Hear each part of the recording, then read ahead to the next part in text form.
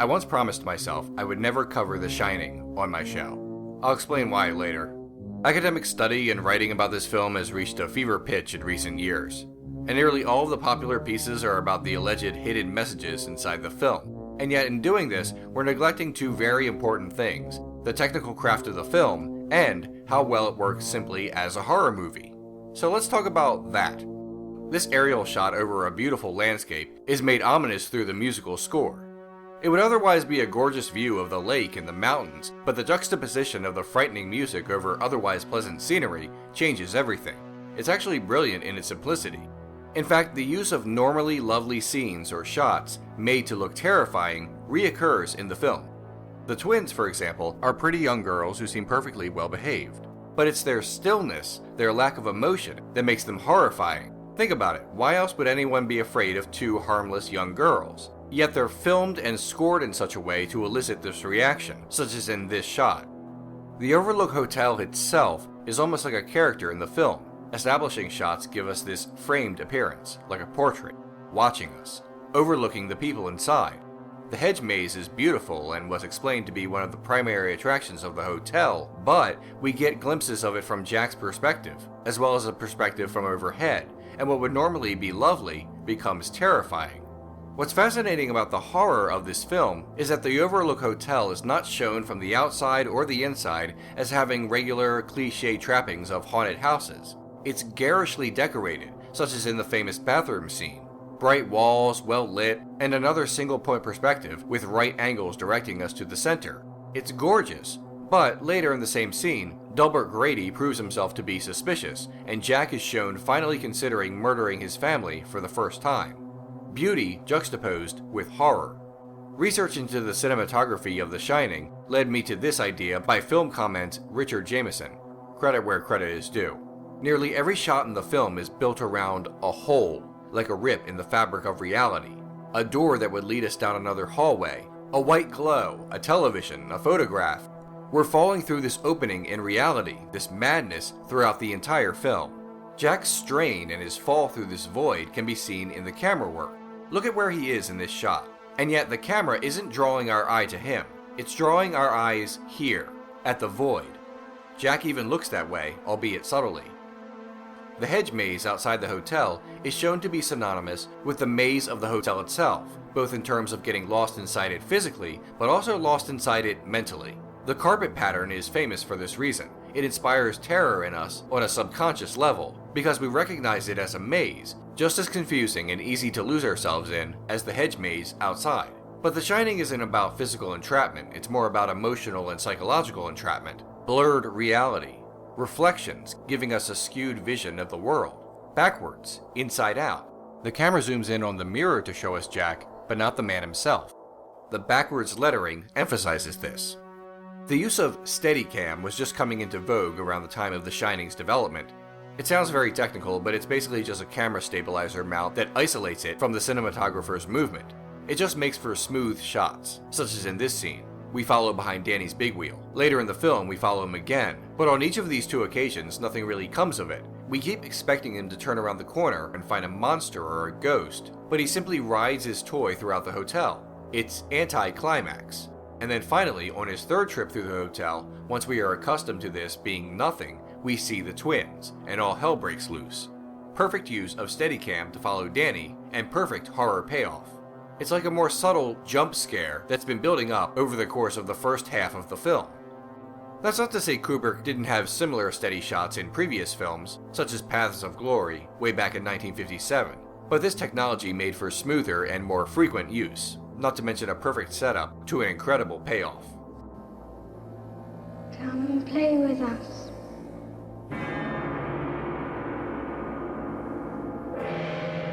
Come and play with us, Danny. Forever and ever and ever.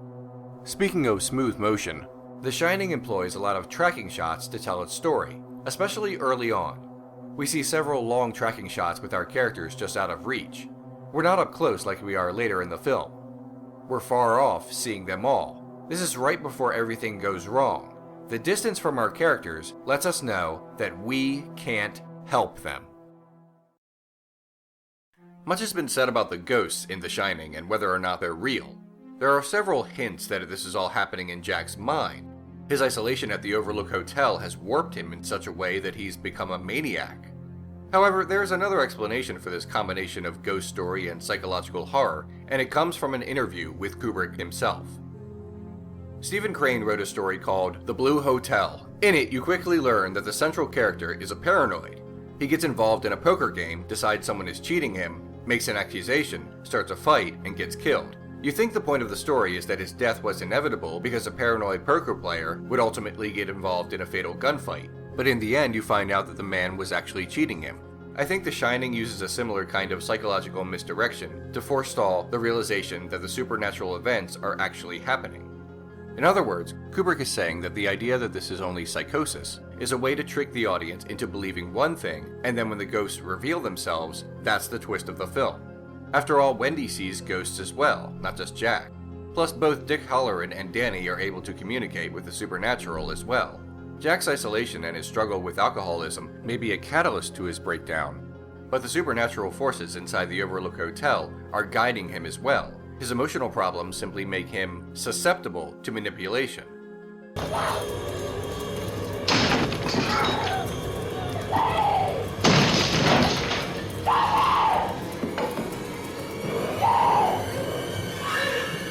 Here's Johnny! It's not the root cause of his murderous rampage later in the film. It's only the key that unlocks the door.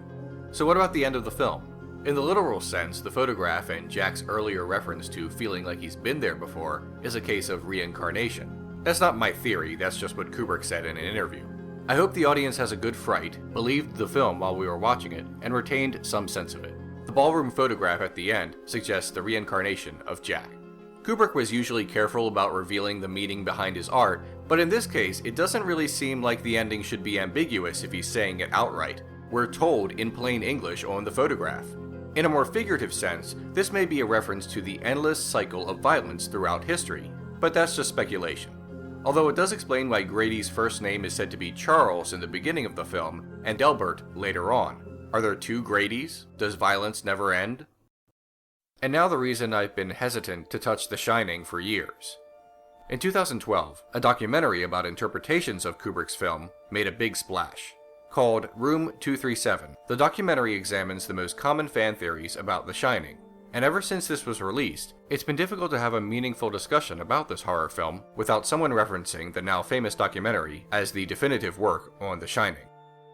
The most common hidden message theory about The Shining is that Kubrick is telling the story about how the European settlers mistreated and killed Native Americans. Its recent traction on the internet and in Room 237 may lead one to believe that this is a startling new theory and that this changes everything that we ever knew about The Shining all of a sudden. But it's actually a very old idea. Bill Blakemore, who narrates a section in the documentary, wrote a long newspaper essay about it in the San Francisco Chronicle in 1987. He may not be the first to make that connection, I can't go through every newspaper article from the 80s to check, but he appears to be the first to popularize the theory. It is only recently spread because of the internet and this documentary. There is certainly evidence to reinforce the idea. For example, Mr. Ullman, the man who hires Jack to work at the Overlook Hotel, is dressed in a red, white, and blue outfit. Even his shirt is red and white striped, like the American flag.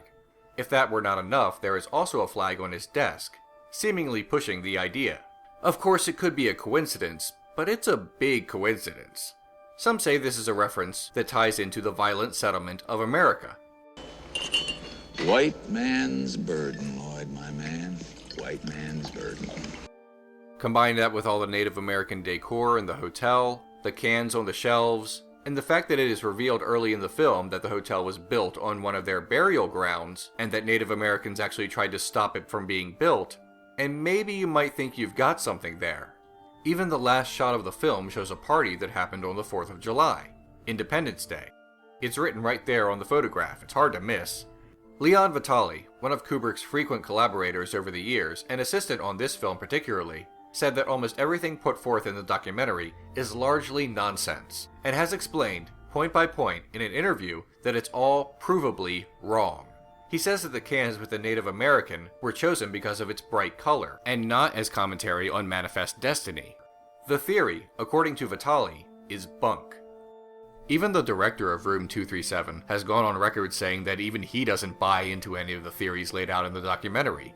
He has said, "My personal take on it is, for one, I don't think it's nearly as visionary as any one of these folks have found. I just see it as sort of a story about juggling the responsibilities of your career and family, and as a cautionary tale of what may happen if you make the wrong choice.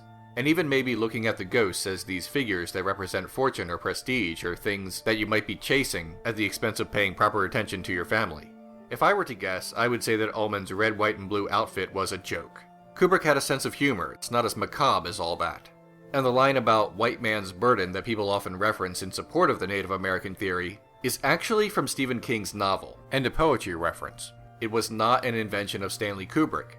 Stephen King's story is actually about his personal struggles with getting sober. It's not political.